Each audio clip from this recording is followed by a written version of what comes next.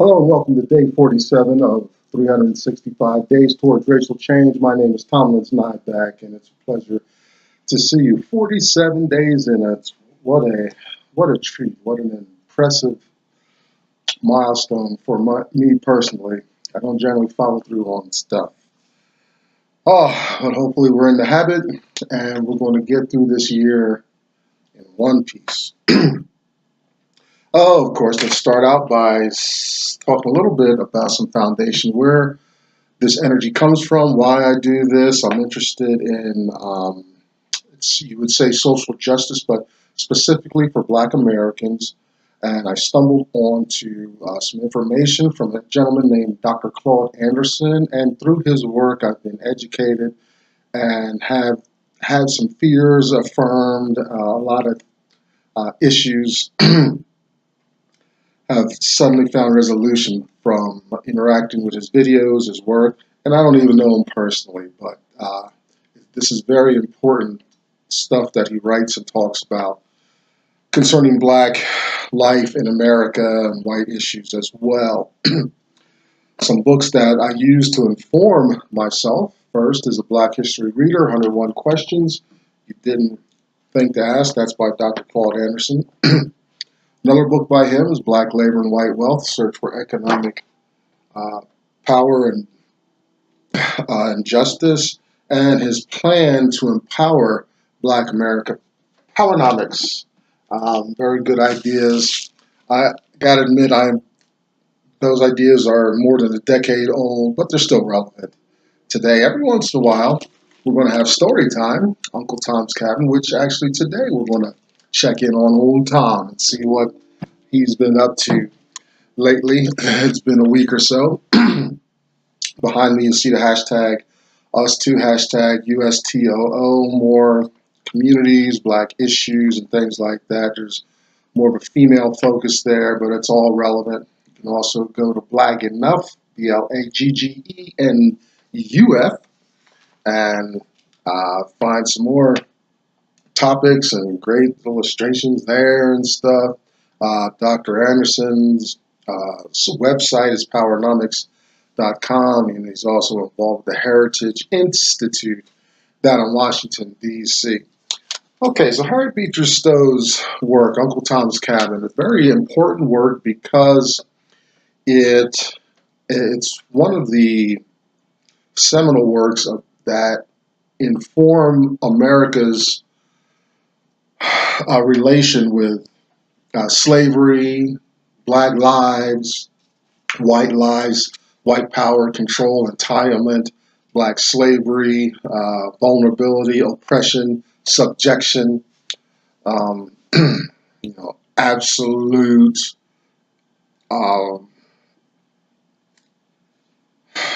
stripping down of all rights and sense of self, and giving that Black life over into the American slave system. And her work, from her work, we get blackface. That's a big issue now. What once was theatrical expression is now very taboo. It's up there with the N-bomb now. So once it gets into the political arena and certain decisions have been made about it, then that's kind of what America is going to go on for the next generation or two. But originally it was an art form and all that. You take it with a grain of salt, because the Jews, before their Holocaust, at the hands of Hitler's Germany, they were the focus of a lot of satire and whatnot. And that turned into a whole big bloody mess for the Jews in Europe. So the same for Black folks. We can't let white power encroach too much. We can't be the butt of jokes and all that. We can't be always happy and entertaining, eating watermelon and fried chicken all the time, and smiling and whatnot, entertaining white folks and whatnot, because we're not taken seriously to begin with, and by not being focused, we just remain symbols and powerless and all that. We'll get into that. So in her work, we're going to find a lot of origins. Even though you look at it today, how Black life is even displayed in the media and all that. A lot of that comes from her work here.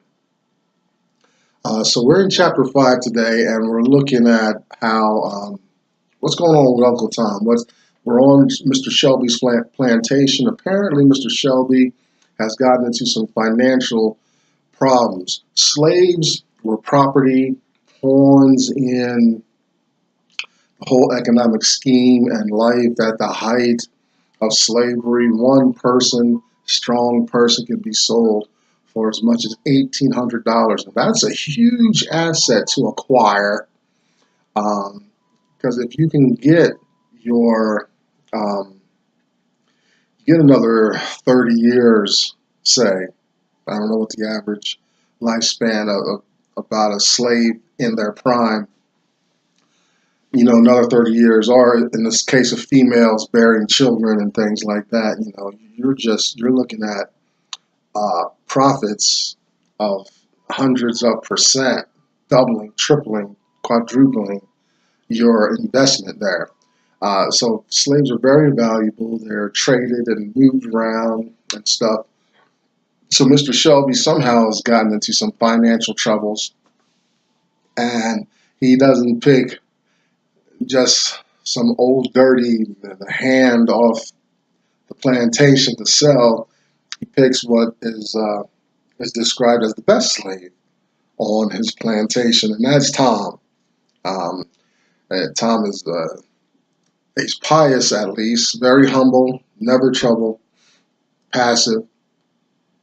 We're going to talk in a couple of weeks about the term Uncle Tom and if it's being used properly amongst ourselves and in America. But today we'll just mention, Tom is the ideal obedient slave.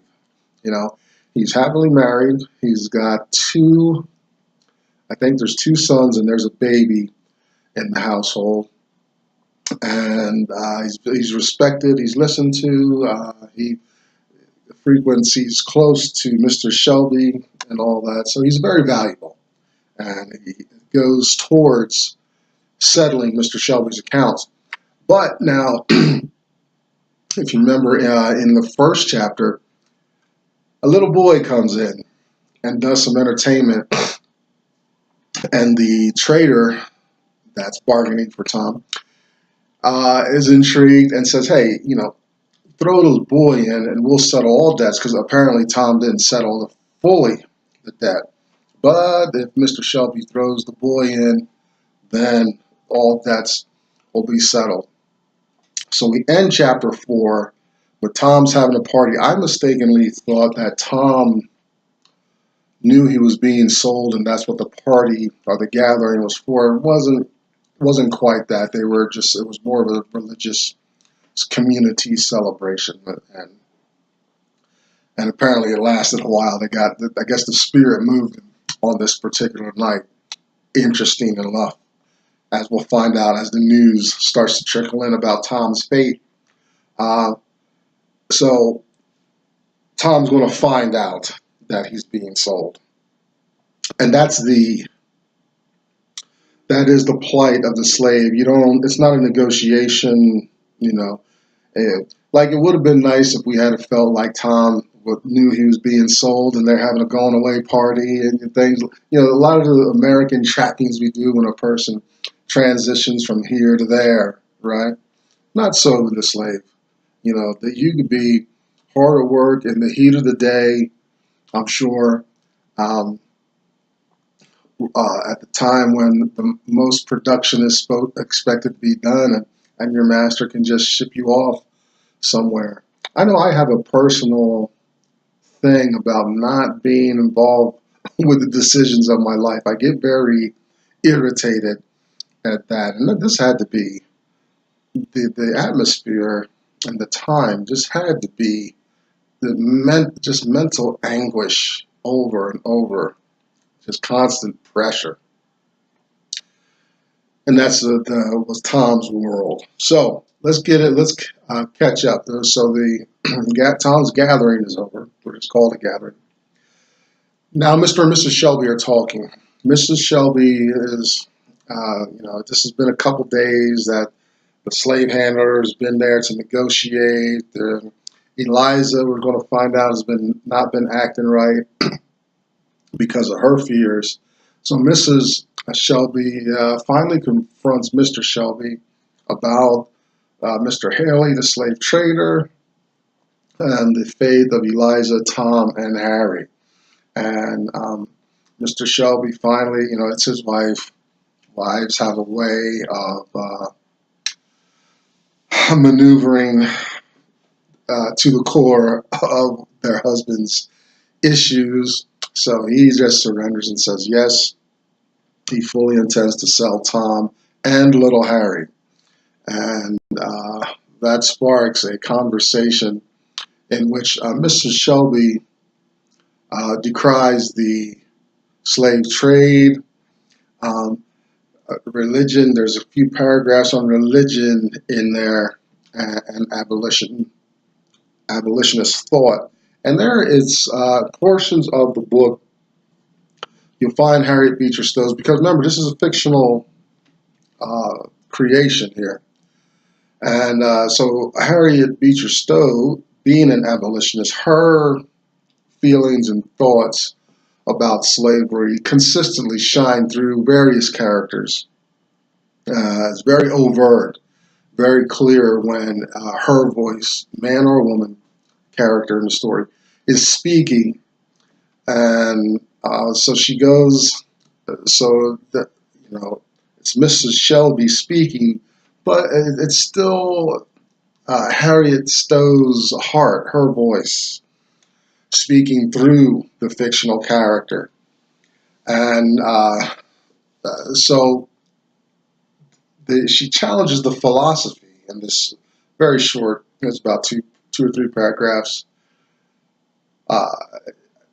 short monologue by Mrs. Shelby about, her thoughts about this Christian system and how she's been proselytizing Eliza, and how her way with the slaves, is such that she's trying to encourage them to come to Jesus and all that, all the church religious trappings. And she's seeing how empty, how much those words are a lip service and window dressing towards what's really going on.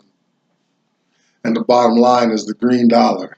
It's the greenbacks. It is how money's made, about economic discourse, where a church is fine window dressing, and it's an activity that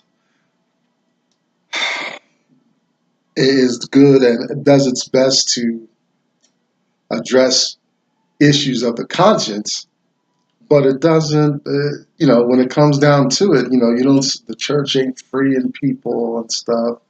You had the Quakers and other, you had religious organizations, but religion overall condoned slave behavior. Any blacks enlisted to preach, had to preach a certain way to promote white power and black slavery. It wasn't like the church put a whole lot of pressure on slave masters to treat slaves better, to set them free, God forbid, in the name of God and things like that. So that's Harriet Beecher Stowe's feelings and thoughts on that come out. Now remember, this originally her book appeared in parts in an abolitionist publication. So, it's not surprising you find the message of bits and pieces in each chapter going through the book. So it's pretty clear here. Maybe she sees, oh, well, this isn't just a story to tell. You can tell a story, and sometimes you can interject some politics, some policy. You got the reader intrigued. Now let's take the reader to another level, try to persuade, and let's have a call to action in there. So there's that conversation about the church and its hypocrisy or its powerlessness to bring about some type of equitable system for Black Americans in America. Mr. Shelby just throws up his hands, says he's powerless, he's in too much debt, he doesn't, it's all him, it's all about him. He doesn't want to be in debt and pressure and stuff. And if Tom, the character Tom, is the type of hard worker I think he is, then he's probably educated. The other slaves, he's been an example of how to keep the peace, how to keep the machinery going and flowing on the plantation. So Tom may have put himself out of work by being such a good slave. You know what I mean? He's got the community united in maintaining a certain level of productivity on the plantation. Hence the gathering and the gathering of the community. And why can't Blacks do that more today? We've got, you can find Blacks in churches and doing stuff and whatnot, but you don't find. It's hard to get us together, united as one thing. 60s and civil rights was a good start, social integration. It's just an experiment. It was a good try. But we got deflected off of the goal, which to me seems like unfettered access to the wealth and resources of this nation. And as time goes on, we're starting to really lose those opportunities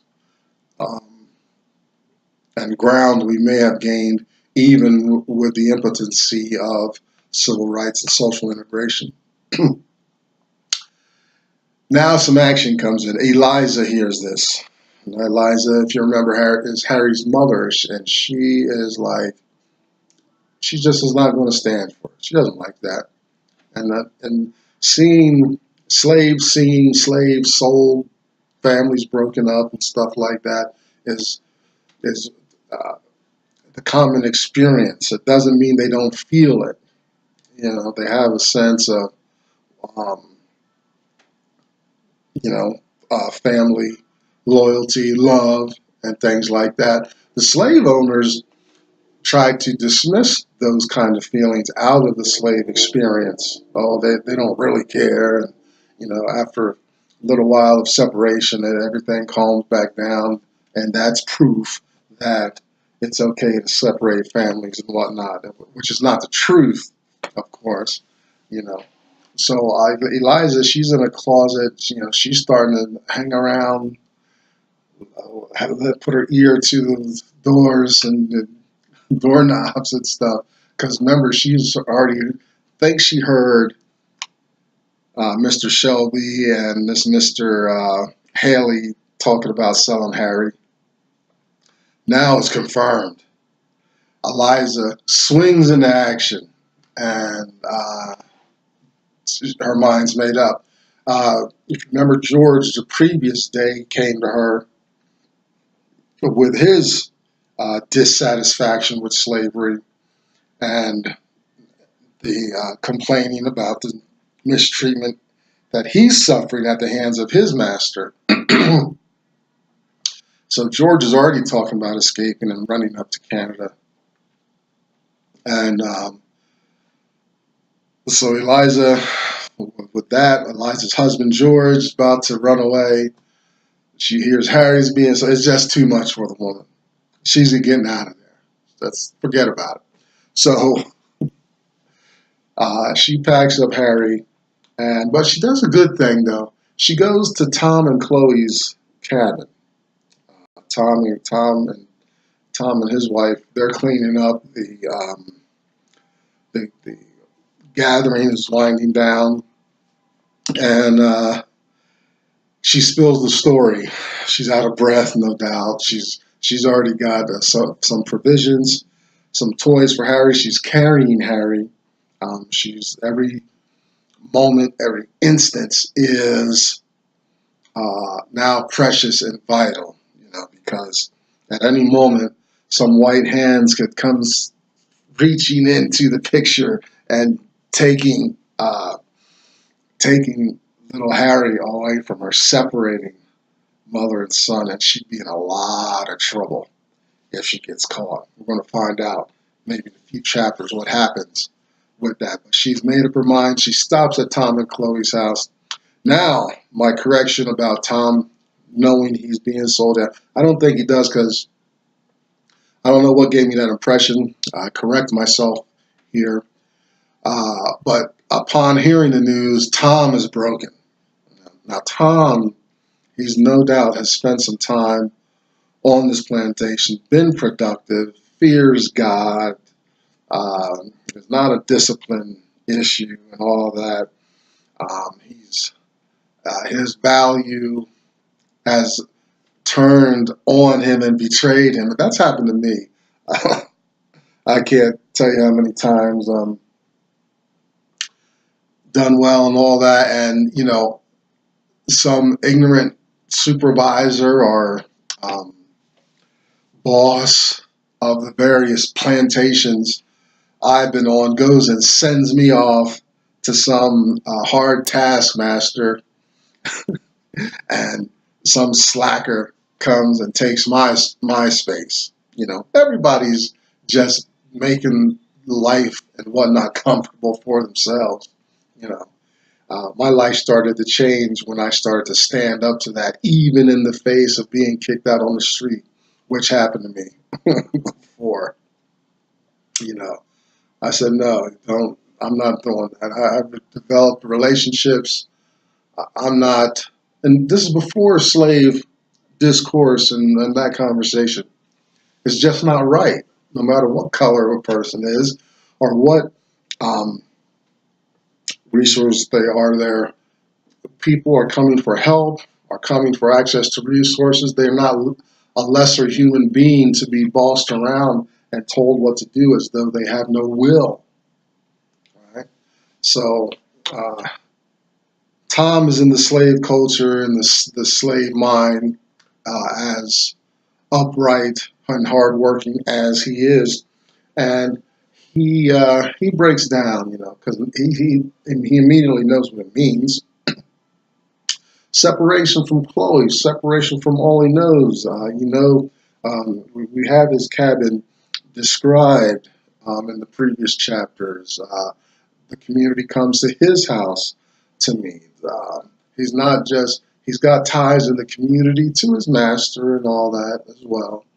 And but now he's just, this bombshell. He's been drafted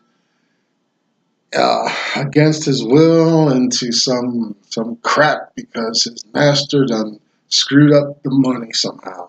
And for the master to clear his mind and to go on with the master's life, he needs to sell off some assets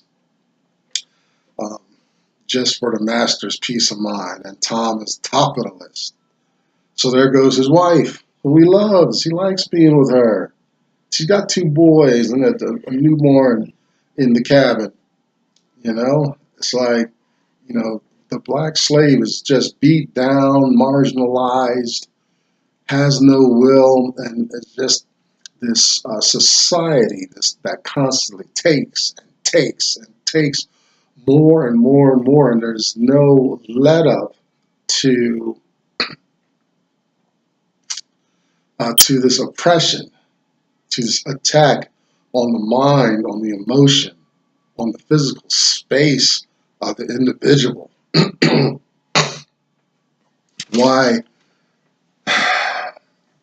well, I want to say why there wasn't like just more mass uprisings.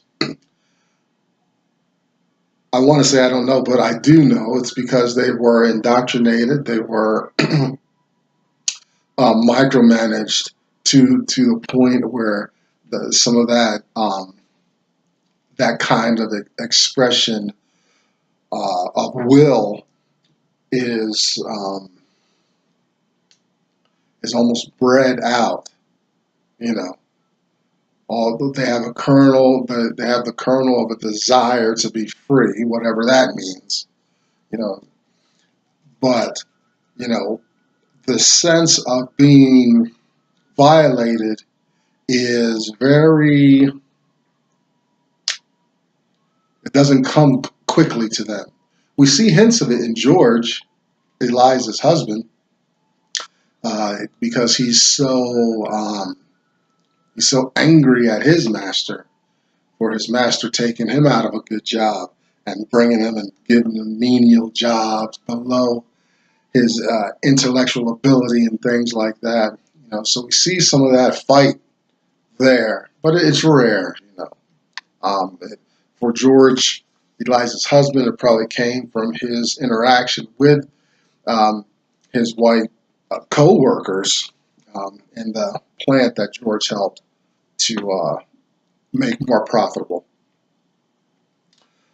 So Tom, upon hearing this news, breaks down and cries. There's prayers, supplications, outcries, and all that.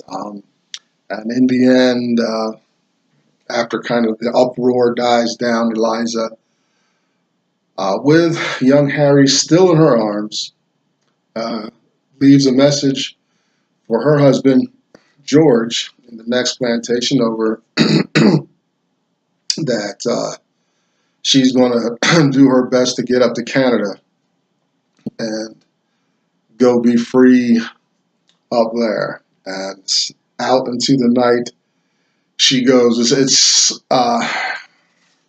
not exactly the middle of summer either, as we're going to find out. Also, you need to think there was slavery alive and well in Canada. You know, don't think that the United States was an island of slavery. There was plenty of slavery in Canada, and Dr. Anderson jokes about how the slaves must have felt. Especially going back and forth from Detroit and whatever the city on the other side of the lake in Canada is, but how they must have been passing each other, escaping what they thought was into freedom. Passing each other on the lake. Where are you going? Oh, I'm going to be free up in Canada. Okay, I'm going to be free in America. Was had to be some of those conversations. You know, but slaves weren't easily caught. There was a lot of underhandedness. There was kidnappings anyway, and outright, just snatching black people off the street, whether they conform to a description or not. Black people, not only is slavery the institution legal, but this black skin represented capital, assets, money. And if you can snatch me in my prime and quickly escort me off, down south where I can't get word out or escape or anything, then I'm going to be in a hard way. I think in Roots, the movie, there's a scene where probably it's Kunta Kinte. Toby and Kizzy come upon a captured black man, but the black man he's really a free man that these white people have captured, and they put this bells on his neck and stuff, and they're taking him down south, where he's enslaved now. I'm sure a lot of that went on there in slave times. Don't trust the morality of white folks in slavery. You know, when it comes to money, man, money does something to people. And this was big time money back then. This meant some capital, exchanging of assets, you know, a few extra drinks, probably a woman and stuff. Get cleaned up, get one good sale going. So you need to think about that. So that's chapter 4. Poor Tom, he found out he's getting sold, and I'm pretty far into the book, and we'll check in with him every once in a while, see how he's doing, see what his next steps will be. We'll find out how Eliza makes out, and we wonder if what did George do? You know, what's everybody's